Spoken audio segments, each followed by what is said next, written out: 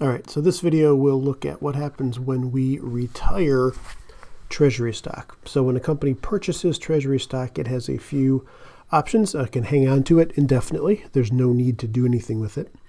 If there's a good reason to sell it to someone else in the market, for a variety of reasons they can sell it.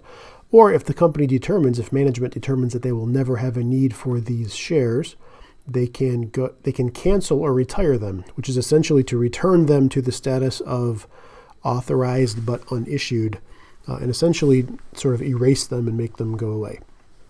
So for a real quick example, I've got 3 transactions here, and we'll sort of focus on what's different about retiring stock from what we've seen before.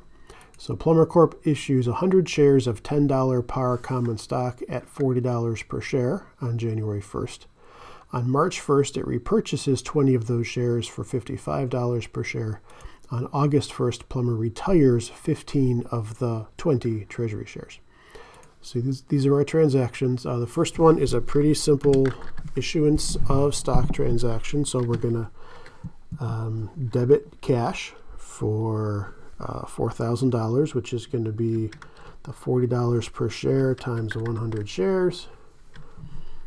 And this is just the cash received, 40 times 100. No. All right, we are going to credit common stock because this is how we record our common stock when there's a par. So that's going to be 10 times 100.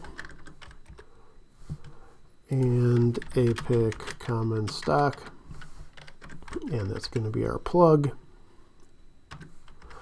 And here's one case where we're going to have a future retirement where it kind of makes sense to keep a note of this difference. Now, it always works as a plug, but we do want to know what this difference is because we'll need it later when we retire shares. So we'll keep that number in mind. Here, I'll just go ahead and bold that because we'll see that guy again. On March 1st, what happens? We repurchase 20 of the shares as treasury stock for $55 per share. So on March 1st, we're going to debit treasury stock. Remember, this is at cost. So this would be 20 shares at $55 per share. So the cost to us is $1,100, and that's going to be cash for the $1,100. All right, so that's what we covered in class on November 5th. That's just the purchase of treasury stock at cost. So far we haven't done anything different, but now we have this new transaction where we retire 15 of the treasury shares. What we do when we retire shares is we essentially undo as much as we can the original entry.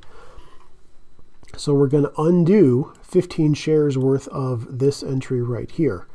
Now, we don't have to undo the cash part because retiring the shares doesn't give us any more cash. We've already laid out the cash here, and we've bought them as treasury stock. So the shares that we're holding that we're going to retire, they're treasury shares, so we're going to make the treasury stock go away, and we're going to make the initial issuance of those shares go away also. So that's sort of the logic right here. So when retiring shares,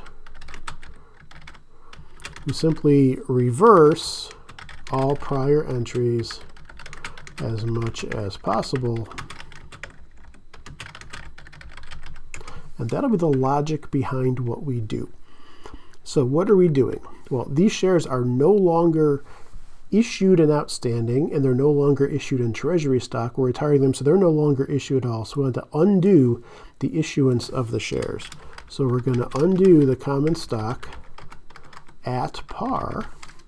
So we're going to undo 15 times the $10 par. So that's the par,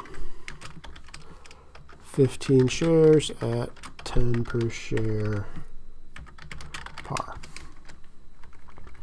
We also need to undo the original additional paid-in capital common stock. Oops, I've got an error up here, and none of you told me about my error. $40 minus 10. So our plug, $40 minus 10 times 15. So 30 times 15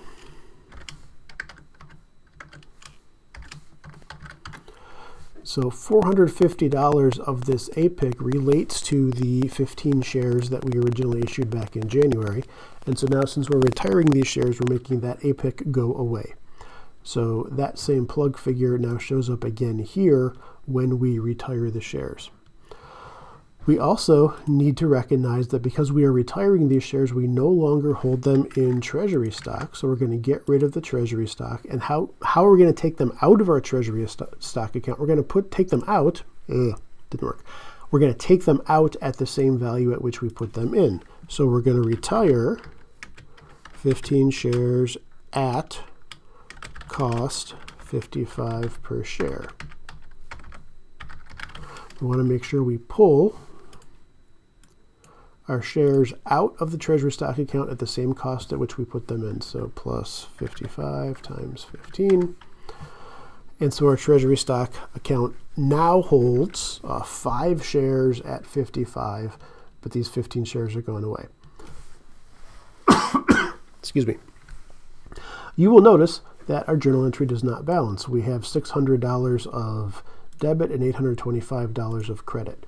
And why would this be? Well, if you think about it, we got $40 per share, and it cost us $55 per share to get the shares back. So 40 minus 55, or $15 per share, times the 15 shares, or $225, which is our difference there.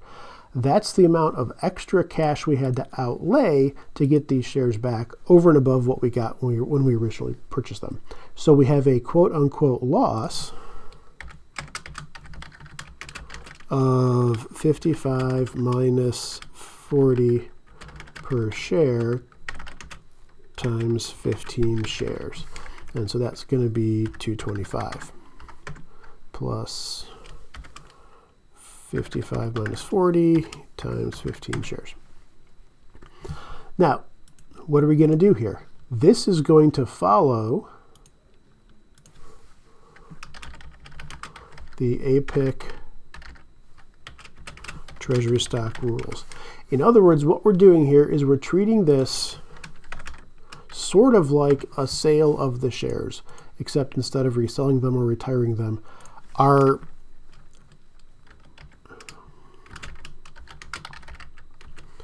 debit here is either going to be to retained earnings or additional paid-in capital treasury stock, depending on whether there is a prior balance in the APIC treasury stock account. If there's no prior balance or a balance smaller than 225, then we would have to hit retained earnings. If there's a balance, if there's a credit balance in the APIC treasury stock account greater than 225, we can debit this whole amount to APIC treasury stock.